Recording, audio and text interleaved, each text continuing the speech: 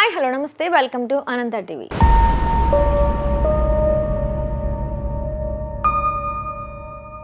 నాలుగు రోజుల పాటు కరెంట్ లేకుండా, నీళ్లు లేకుండా, ఆహారం లేకుండా కష్టాలు పడ్డారంటే ఇంతకంటే ఘోరమైన వైఫల్యం మరొకటి ఉండదని మాజీ మంత్రి రోజా అన్నారు. 4 రోజుల పాటు సుమారు 3 లక్షల మందిని ముంచేసి కనీసం నీళ్లు, పాలు కూడా అందించకపోవడం అంటే ఇంతకంటే దారుణం ఇంకొకటి లేదు. ఈ ప్రభుత్వంలో ఉన్న ముఖ్యమంత్రికి, మంత్రులకు వీకెండ్ విహారయాత్రలకు ప్లాన్ చేసుకుంటున్నారు. కానీ ప్రజల కష్టాల కోసం ఆలోచించడం లేదని అన్నారు. ఈ నెల 29, 30వ తేదీల్లో సీఎం నుండి మంత్రుల వరకు అందరూ కూడా వీకెండ్ విహారయాత్రలకు ప్లాన్ చేసుకున్నారు. 28వ తేదీ నాడు వాతావరణ శాఖ భారీ వర్షాలు పడతాయని సమాచారం ఇచ్చినా కనీసం సీఎం చంద్రబాబు గాని, హోంమంత్రి కానీ, పంచాయతీరాజ్ కానీ, మంత్రి కానీ, రెవెన్యూ మంత్రి కానీ, మున్సిపల్ శాఖ మంత్రి కానీ, ఇరిగేషన్ మంత్రి కానీ ఒక్కరంటే ఒక్కరు కూడా ఎలాంటి సమీక్ష కూడా చేయలేదు. ప్రభుత్వం భారీ వర్షాలపై ముందస్తు చర్యలు తీసుకోకపోవడం వలన 10 మంది ప్రాణాలు పోయాయి. విజయవాడ ప్రజల కష్టాలను చూసి గుండె తరుక్కుపోతుంది. చిన్నపిల్లలు, మహిళలు, వృద్ధులు ఈ వరదల బారిన పడి ఎంత నరకం అనుభవిస్తున్నారో వారి మాటలు వింటుంటేనే మనకు అర్థమవుతుంది. కనీసం చిన్నపిల్లలకి పాలు అందటం లేదు, రోజుల తడబడి తాగేదానికి నీళ్లు అందటం లేదు. వరదల కోసం కూడా ముందస్తు చర్యలు తీసుకోకపోవడం వలన ఏకంగా 3 లక్షల మంది విజయవాడ సెంట్రల్, వెస్ట్ మైలవరం, నందిగామ, గన్నవరం, అవనిగడ్డ, పమ్మూరు నియోజకవర్గాలలో జనం వరదల్లో చిక్కుకుపోయారు.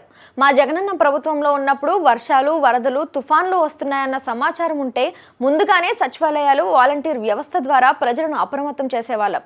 పునరావాస కేంద్రాలలో ప్రజలకు ఆహారం, పాలు, మంచినీళ్లు అందించేవాళ్ళమని అన్నారు. అంతేకాదు వరద, తుఫాను బాధితులకు వాళ్ళ ఇళ్లకు కూడా ఆహారం, నిత్యావసరాలు పంపిణీ చేసేవాళ్ళమన్నారు. ఇక జగనన్న నిరంతరం అధికారులతో సమీక్ష జరిపి ఆయన చుట్టూ అధికారులను తిప్పుకోకుండా ప్రజలకు ముందు సహాయ చర్యలు అందేలా చేసేవారు అన్నారు. ఇక ఈ రోజు విజయవాడ వరదల్లో అలాంటి సహాయం ఎవరికైనా ఇంటికి వెళ్లి అందించారా అని అడిగారు. ఇక అధికారులను కనీసం సీఎం కానీ, మంత్రులు కానీ ముందుగా సిద్ధం చేశారా? ఈ మంత్రులు ఏం చేస్తున్నారు? హోంమంత్రి, విపత్తుల నిర్వహణ మంత్రి కనీసం ఈ విపత్తు పైన అధికారులను కానీ, ఇతర శాఖలను కానీ అప్రమత్తం చేసిందా? ఒక సమీక్ష అయినా ముందుగా చేసిందా? ఇక మంత్రి లోకేష్ ఏం చేశారు? మంగళగిరిలో వర్షాలు కురిస్తే, విజయవాడలో వరద వస్తే వాళ్ళను వదిలేసి హైదరాబాద్కు వెళ్ళిపోతారా అని రోజా ప్రశ్నించారు. ఈరోజు ఎంతమంది వరదల్లో కొట్టుకుపోయారో అర్థం కాని పరిస్థితుల్లో అందరూ కూడా బాధపడుతూ ఏడుస్తూ ఉన్నారు. నిజంగా ప్రజలు ఇన్ని కష్టాలు పడటానికి, ఇంతమంది ప్రాణాలు పోవటానికి ఈ రాష్ట్ర ప్రభుత్వం కారణం కాదని నేను అడుగుతున్నాను. ముఖ్యంగా మంత్రుల విహారయాత్రలు, హాలిడేస్. 100 ఏళ్లలో ఎప్పుడు చూడని వరద ప్రకాశం బ్యారేజ్ కు వచ్చిందని మంత్రి నిమ్మల రామానాయుడు తెలిపారు. 11.80 లక్షల క్యూసెక్కుల నీరు ఇప్పుడు బ్యారేజ్ ను తాకిందని, 4 బోట్లు గేటును తాకాయని, బ్యారేజ్ కి మాత్రం ఎలాంటి ముప్పు లేదని, ప్రజలు ఆందోళన చెందవద్దని ప్రజలకు సూచించారు. అధికారులకు తగిన చర్యలు తీసుకోవాలని ఆదేశించినట్లుగా వివరించారు. ప్రకాశం బ్యారేజీ అంటే ఇది తెలుగు జాతి ప్రజల ఆస్తిది. అందులో కూడా పర్టికులర్గా టంగుటూరి ప్రకాశం పంతులు గారు పేరు పెట్టుకున్నటువంటి బ్యారేజ్ ఇది. లక్షలాది ఎకరాలకు సాగునీరిస్తూ లక్షలాది మంది ప్రజల దాహార్తిని తీర్చేటువంటి బ్యారేజ్ ఇది. అందుచేత ఇటువంటి బ్యారేజీకి నష్టం కలిగించేటువంటి ఏ ఒక్క చిన్న చర్య కూడా మానవుడు అనేవాడు ఎవరు కూడా తీసుకోకూడదు. దేవుడు కూడా అటువంటి పని చేస్తే క్షమించాడు.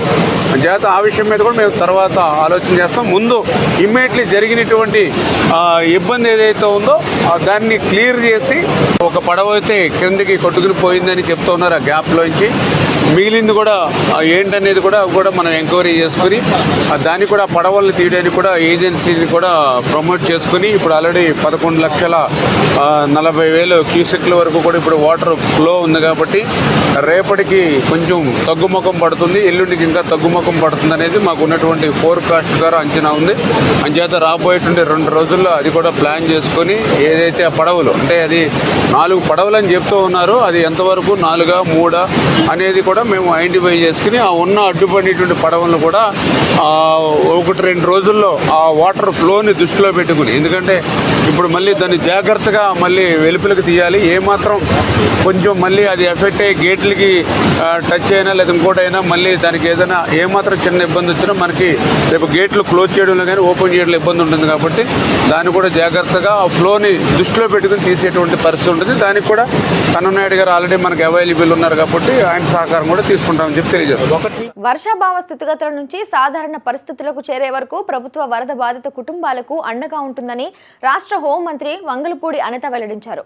ఆకలి దప్పికలకు ఆస్కారం లేకుండా ప్రతి ఒక్కరిని కాపాడుకుంటామని ఆమె స్పష్టం చేశారు. మంగళవారం ఉదయం నుంచే భవానీపురం, లలితానగర్ ప్రాంతాలలో ముప్పు ప్రాంతాల్లోని ప్రజలకు ఆహార పొట్లాలు, నీరు పంపిణీ చేశారు.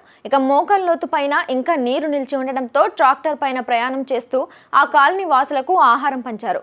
చిన్నారులు, మహిళలు, ప్రత్యేక ఇబ్బందికర పరిస్థితులున్న వారి వివరాలు అడిగి తెలుసుకున్నారు. చంద్రబాబు ముందు చూపు అనుభవంతో ప్రాణ నష్టం లేకుండా బయటపడగలిగామన్నారు.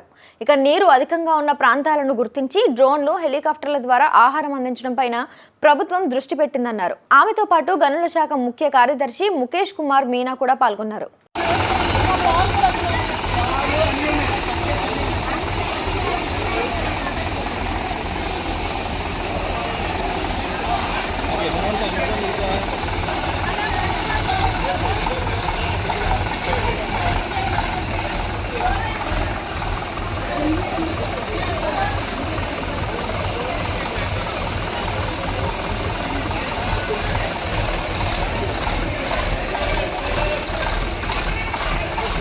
ఒకసారి